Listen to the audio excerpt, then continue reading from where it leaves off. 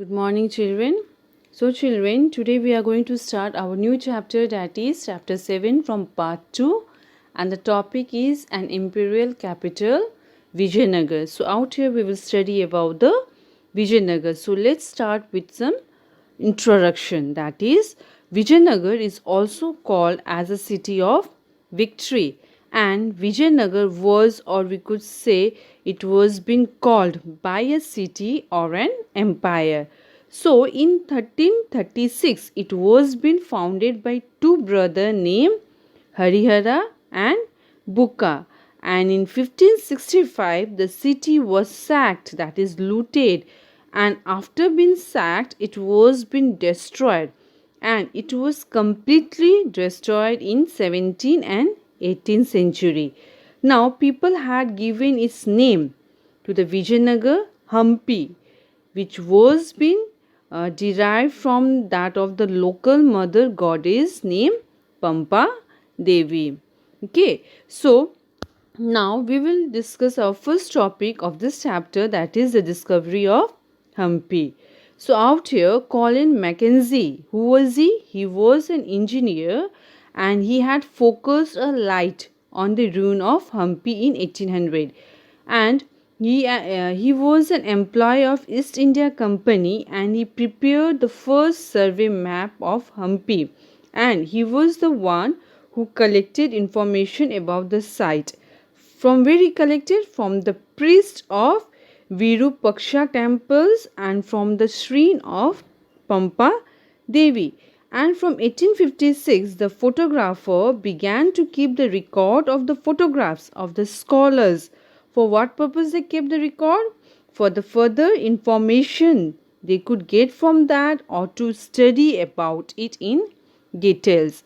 Now, around 1836, epigraphists, that is the one who used to study the inscription, they began to collect dozens of inscription that was been found in the site, and also at other temples of Hampi, whatever inscription was being found, they began to collect it. Even historian, they collected other information from the account of foreign traveler, that is whatever they have written.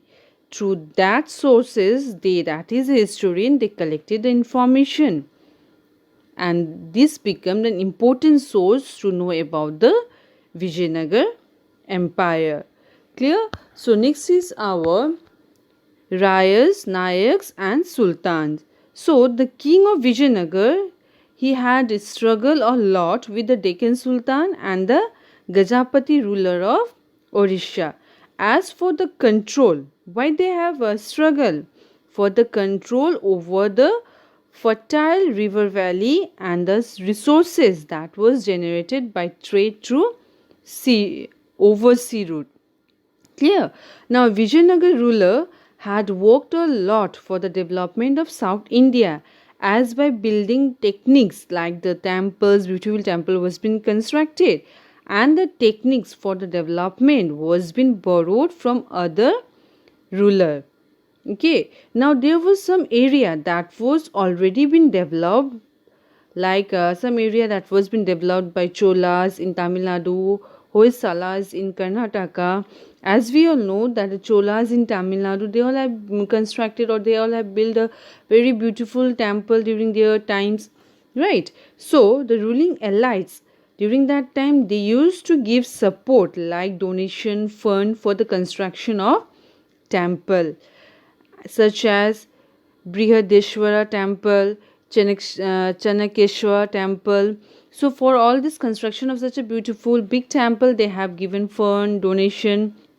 So to the ruler of Vijayanagar were only called Rayas, and this tradition has been continued. Now next is our king and traders. Now during that time of warfare, they depend upon cavalry, and for this horse were required. So for that, horse were being imported from Arabia and Central Asia, and this trade was being controlled by Arab trade and was known by different name like Kudairai, chattis, or horse merchant. Clear? So after that, from 1498, Portuguese they arrived India and they began to establish trading and military station out there, as their military technology was superior as compared to those of Indian. Why? As Indian, they mostly use sword and cavalry in war to fight, right? So whereas the Portuguese, the European, they use musket, that is banduk gun, tanks. So due to this, the advanced technology they were using in the warfare, they became important traders in India. Now Vijaynagar was been famous for its market dealings such as spices, textile, precious stone. So for that, the wealthy population of the Vijayanagar they began to demand high valuable goods like precious stone, jewelry. Clear?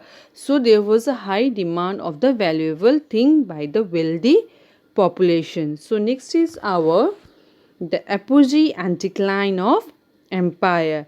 So Sangam dynasty ruled till 1485, and after that came Sulavas, who was military commander, and they remained in power till 1503, and they were being replaced by Tulavas dynasty. So children, who was the most powerful ruler of Vijayanagar? So the most powerful ruler of Vijayanagar was Krishnadeva Rai, and he belonged to the Tulava dynasty, and he was the one who had expanded his empire. So children, how he has expanded his empire? That is, in 1512, land between Tungabhadra and Krishna river was being acquired by him. That is, he captured that area. In 1514, the Odisha ruler was been defeated and he captured the Odisha. And in 1520, Sultan of Vijapur was defeated and brought, that is Krishnadeva Rai, he brought his territory and kingdom under his control. So apart from all this, the empire was prepared with military weapons. So the Vijayanagar grew with peace and prosperity during the time of Krishnadeva Rai, and he also had built many fine temples during his reign. Now, after his mother, he has founded suburban township called Nagarpuram.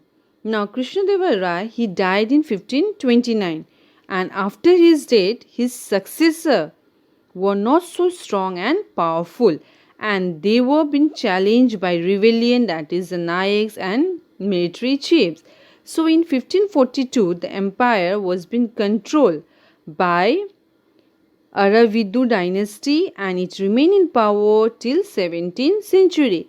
So in 1565, we could see that Rama Rai, the chief minister of Vijayanagar, was leading the army in the battle. So in which battle he was leading the army? In the battle of Rakshashi Tangri, that was also called Talikota. Now afterward, it was being attacked by three combined armies. Who were the three combined armies? That was Bijapur, Ahmednagar and Golconda. So at last they, that is these three combined armies, defeated Vijayanagar and sacked the city of Vijayanagar, and after taking all the precious and valuable things, they have destroyed it completely. Clear? So next is our Rayas and Nagas. So out here we will discuss about Nagas. So Nagas were military chief who usually controlled the fort and had armed supporter. Now this military chief often moved from one area to another. So for that, the farmer they used to support them, as they used to look or were used to be in search of a fertile land on which they used to get settled. Clear? So the farmer used to support them. They usually used to speak Telugu or the Kannada language, and many Nayakas surrendered to the authority of the king of Vijayanagar.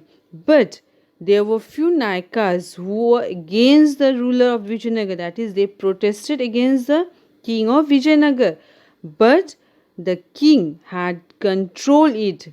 That is, the king has controlled the Nayakas by the military action. So out here children, we will get another topic also, that is Amara Nayakas. So who are the Amara Nayakas? They were the military commander and they were given some territories to govern by the Rayas, that is by the ruler. Now what, how they used to govern? That is, they used to collect the taxes or other dues from peasants, craftsperson and traders in that particular area where they have got the right to govern.